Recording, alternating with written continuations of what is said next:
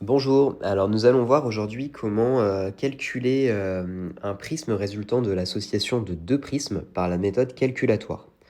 Alors, on va prendre un exemple. Nous allons dire que nous sommes sur un œil droit avec un verre d'une puissance de plus 5 dioptries. Ok. On voulait un écart pupillaire après le montage de 33 mm et une hauteur de ISO plus 3 mm. Sauf que la personne qui a fait le montage s'est trompée. En fait, au lieu d'introduire un écart de 33 mm, elle a mis un écart de 30 plutôt. Et pour la hauteur, elle a juste mis ISO, mais pas ISO plus 3. Ok, donc là, on a une erreur de centrage qui va générer un prisme, qui va gêner notre porteur. Et on va essayer de trouver quelle est la valeur de ce prisme. Pour cela, on a deux notions, une notion d'horizontalité et une notion de verticalité. Donc on a deux prismes qui se cumulent et on va essayer de déterminer quelle est la valeur du prisme résultant. Alors, pour cela, on va déjà faire un petit schéma. On place notre premier point, le plus important, qui est le centre optique. Ok, on a dit qu'on était sur un œil droit. Donc l'œil droit, il a le nez à droite et il a la tempe à gauche. On est toujours systématiquement en schéma Tabot. Donc le nez, ici sur un œil droit, correspond à 0 degré, la tempe à 180 et en haut et en bas 270 degrés. Ok. Alors, on a fait une première erreur horizontale. Donc, on voulait centrer la pupille à 33 mm, on l'a centrée à 30. Donc, notre centre optique est à 30 mm. Notre pupille, elle n'a pas bougé, elle est toujours à 33. Ok, donc la pupille, elle est par là, par rapport au centre optique. Elle est plus loin. On va donc tracer un premier vecteur. Ok, donc vecteur horizontal avec 3 mm ici de décentrement. Il y a également une erreur verticale, on va tout de suite la représenter. Donc on voulait centrer notre pupille, notre centre optique du coup sur ISO plus 3. On l'a centré sur ISO. Donc la pupille, elle est plus haute que notre centre optique. Donc on va représenter également ce vecteur-là qui représente notre erreur verticale. Donc 3 mm également. Eh bien, on a deux vecteurs. On va pouvoir les relier par l'hypoténuse. Ici, je dis hypoténuse parce qu'on est dans le cas d'un triangle rectangle. Voilà. On va tracer maintenant directement une droite qui va être perpendiculaire à notre hypoténuse. Donc cette droite-là. Ok. Elle va représenter la base de notre prisme.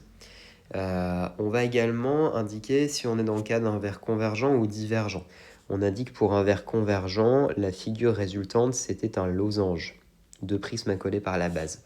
Pour un verre divergent, on est plus dans le cas d'un nœud papillon, comme ceci. Donc ici, il s'agit d'un verre convergent. On va le représenter sur notre schéma, comme ceci. Ok, donc ce que nous, on va vouloir connaître, c'est la valeur du prisme résultant. Donc là, ça va passer par le calcul du décentrement, D, et l'orientation de la base. Et ici, on aura un angle qui va nous intéresser, c'est l'angle alpha. Ok, on va déjà se concentrer sur la valeur de notre prisme. Ok, donc on a déjà pour ça un théorème très simple à appliquer, c'est le théorème de Pythagore qui dit que D au carré est égal à, on va appeler ce côté-là A au carré plus B au carré.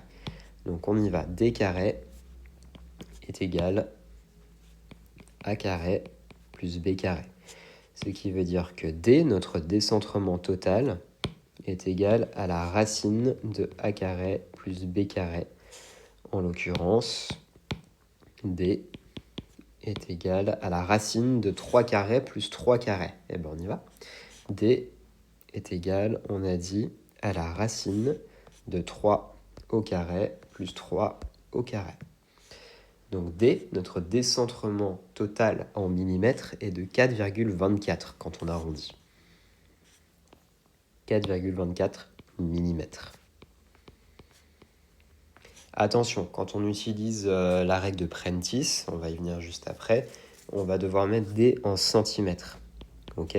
Donc 0, 0,424 cm. Très bien.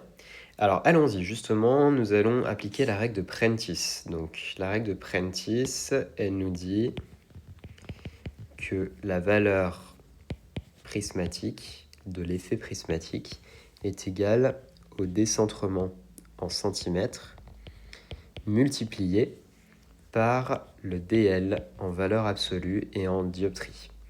Ok ? Donc on a notre effet prismatique est égal à 0,424 fois, on était sur un verre de plus 5. Donc fois 5. 0,424 fois 5.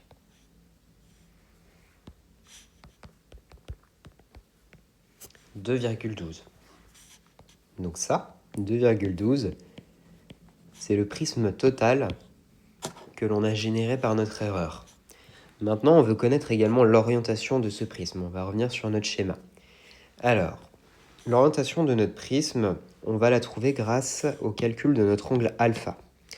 En effet, vous voyez, ce qui nous intéresse ici, ça va être l'orientation de la pupille par rapport à la base. Ici, on voit que notre vecteur pointe vers la base la plus proche de la pupille, dans le cas d'un verre convergent comme ceci. Donc ce qu'on veut trouver, en fait, cet angle-là, en fait, il est égal, on peut dire, à 270 degrés, donc un vecteur vers le bas, plus notre angle alpha. Cet angle alpha que l'on va calculer. Okay ? Pour calculer l'angle alpha, on va utiliser une règle très simple de trigonométrie, le fameux Cassot-Toa. Okay, donc là, on connaît tous les côtés. On connaît la valeur du côté B opposé, du côté A adjacent et de l'hypoténuse que l'on vient de calculer. On va prendre côté opposé, côté adjacent. Donc on va pouvoir dire que tangente de alpha est égale, donc côté opposé B sur côté adjacent A, donc est égal à 3 sur 3. On peut rester en millimètres. Ok, donc alpha est égal à tangente moins 1, et de 1, vu que 3 sur 3, ça fait 1, pour rappel. Ok, donc tangente moins 1 de 1, on va calculer ceci. Ça fait cette valeur-là. Attention, ici on est en radians, on va la convertir en degrés, ce qui va nous intéresser. Donc cette valeur en radians est égale à 45 degrés. Ok, super, on connaît notre angle alpha. Il est de 45 degrés. On a dit que l'angle de notre base, par contre, c'était 270 degrés plus alpha. Donc, la base est égale à 270 plus 45 degrés, 315 degrés. Voilà, donc on connaît la valeur de notre effet prismatique et sa base. On a créé avec notre erreur un prisme d'une valeur de 2,12 dioptries à une base 315 degrés.